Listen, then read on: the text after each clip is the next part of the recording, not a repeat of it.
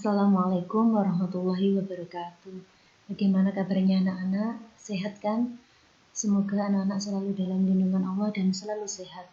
Berikutnya kita akan mempelajari materi kita yang kemarin kita lanjutkan. Anak-anak silahkan dibuka, siapkan LKS-nya dibuka halaman 19.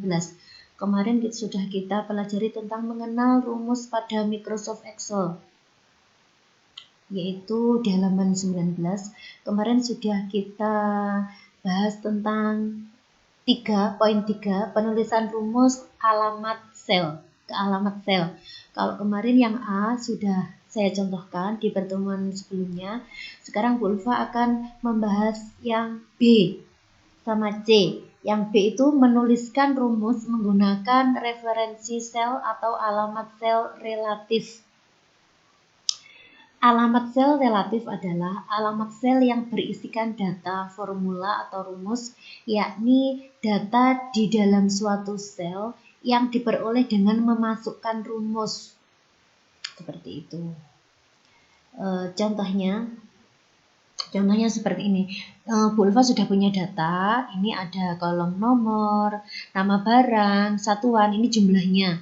Maksudnya buku ini jumlahnya berapa? Jumlahnya 12, terus plus harganya. Seperti itu. Maksudnya dari poin B itu seperti ini jumlahnya. Kalau buku itu jumlahnya 12 dan harganya 3.500, jumlahnya bagaimana? Ini bagi Excel sangat mudah untuk menghitungnya. Bagaimana cara menghitungnya? Jangan lupa ini kita klik di sini jumlahnya, kemudian di sini bar di situ. Jangan lupa kita kemarin ketentuannya sama dengan dulu, sama dengan itu. Berarti kan 12 kali 3.500. Ini sama dengan, kemudian 12 itu pada sel apa? 12 itu pada sel D4. Nah, tadi Bu Ulfa langsung klik di sini. Ini sudah muncul D4. Kemudian kita kalikan. Kali berapa? Pada 3.500 ini pada E4. Sel E4. Kita klik aja di sini. Seret. Sudah muncul. Baru kita akan tekan enter. Nah, seperti itu. Jadi 12 kali 3.500 jumlahnya ada 42.000. Seperti itu. Itu bisa satu-satu seperti itu.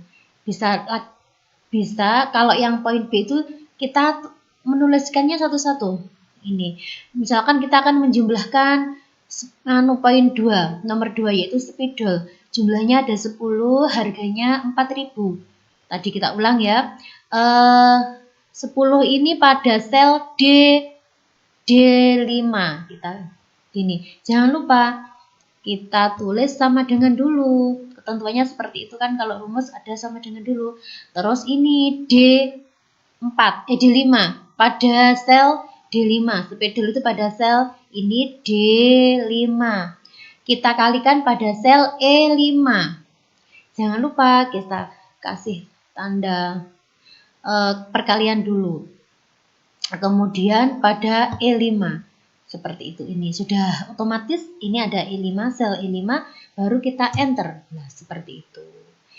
Kemudian untuk yang C, itu menuliskan rumus menggunakan alamat sel absolut. Maksudnya tetap. Misalkan dari data nomor 1 hingga nomor 6 ini tetap.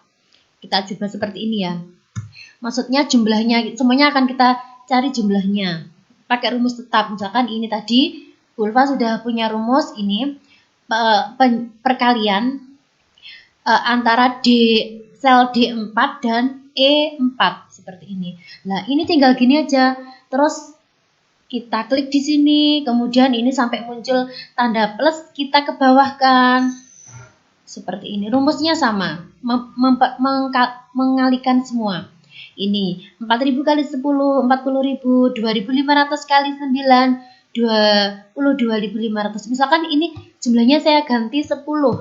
Kalau 2.500 kali 10 kan 25.000 lah, seperti ini. Kan tetap. Itu namanya menuliskan rumus menggunakan alamat sel yang absolut yang sudah tetap ini. Tetap kita hanya membuat dulu di atas, kemudian kita taruh di sini lagi pada halaman 19 bawah nomor 4, yaitu operator matematika atau rumus dasar yang sering digunakan. Yaitu ada ini, di buku kalian juga ada plus, ini tanda penjumlahan. Kalau min ini pengurangan, kalau tanda seperti ini perkalian, tanda pembagiannya seperti ini, dan tanda seperti ini pemangkatan. Ini ada semua. Di buku kalian sudah ada. Seperti itu. Kemudian kita balik, kita lihat halaman 20. Kita lanjutkan halaman 20. Yaitu mengenal fungsi atau rumus Microsoft Excel. Setelah mengenal tipe data Microsoft Excel dan bisa memulai menggunakan aplikasi Excel, sekarang akan dibahas rumus Excel yang sering digunakan. Yang sering digunakan di dalam dunia kerja atau administrasi perkantoran itu ada kurang lebih ada 6. Di buku kalian sudah ada. Yang pertama ada fungsi average, ini mencari rata-rata. Kemudian ada yang B, ada fungsi sum, ini menjumlahkan sekumpulan data. Kemudian yang C, ini fungsi max, ini mencari nilai tertinggi dari sebuah data. Kemudian yang D, fungsi minimal, ini mencari kebalikan dari fungsi max tadi, mencari nilai terkecil dari sebuah data. Kemudian ada fungsi account dan ada fungsi logika. If ini. Sekarang kita akan bahas yang pertama, yang A, fungsi average. Di sini Bu Ulfa sudah punya data, nama ini pertama ada nama, ini ulangan harian pertama nilainya, ulangan harian kedua, dan seterusnya sampai ulangan harian keempat. Kalau kita akan mencari average atau rata-rata, bagaimana?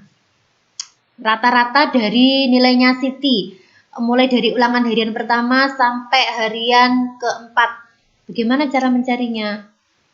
Jangan lupa kursornya kita taruh di sini, ketentuan kemarin yaitu sama dengan. Kemudian sama dengan kita tulis average. Ini sudah ada average.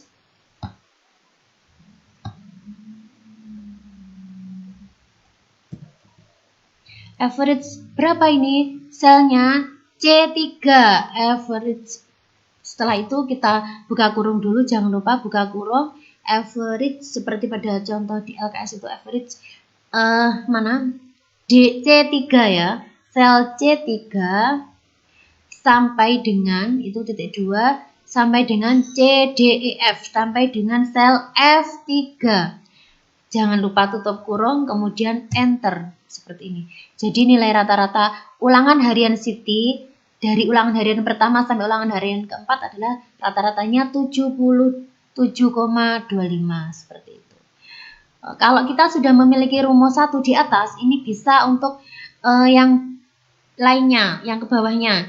Jangan lupa kita klik di sini kursornya, kemudian ada tanda panah, ada tanda plus, kemudian kita arahkan ke bawah kursornya seperti ini. Ini nanti semuanya akan menghasilkan rata-rata seperti itu. Ini penggunaan rata-rata atau average. Kemudian berikutnya yang poin B adalah menggunakan fungsi sum. Ini jumlah. Berapa sih jumlah nilai ulangan harian Siti yang pertama sampai yang keempat? Mudah sekali, jangan lupa ini kursornya kita taruh di sini, kemudian sama dengan, kemudian tadi apa? Sum. Jangan lupa buka kurung, kemudian ini sel C3. Sel C3 sampai dengan F3 karena ulangan harian keempat ini. Jangan lupa tutup kurung, kemudian kita enter. Nah, seperti ini. Totalnya ulangan harian Siti adalah 309. Ini bisa kita tarik ke bawah seperti tadi itu. Yaitu namanya tadi apa? Rumus yang absolut, sama dari atas sampai bawah. Kita cari jumlahnya seperti itulah ini. Itulah mudahnya Excel. Kemudian kita poin ketiga. ke C, yaitu fungsi maksimal, mencari nilai tertinggi. Dari ulangan pertama sampai ulangan keempat itu Siti yang paling tinggi berapa? Seperti itu. Kita bahas tadi yaitu yang C, fungsi max, yaitu mencari nilai tertinggi.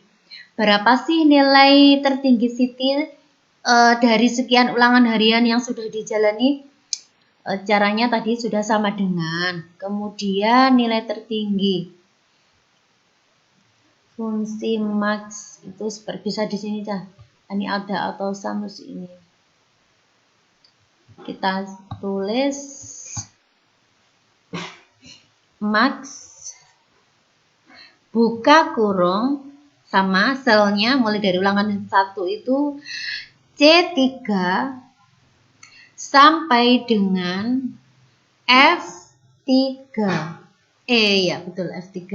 Kemudian tutup kurung, kita enter. Lah, berarti nilai tertinggi Siti adalah 80. Untuk nilai yang lain, Amin, Ahmad, dan seterusnya bisa tadi kita arahkan ke sini sampai ada tanda plus, kemudian kita arahkan ke bawah seperti itu. Kemudian bagaimana cara mencari nilai terkecil atau fungsi minimal? Kursornya kita arahkan di situ, jangan lupa ketentuannya sama dengan dulu.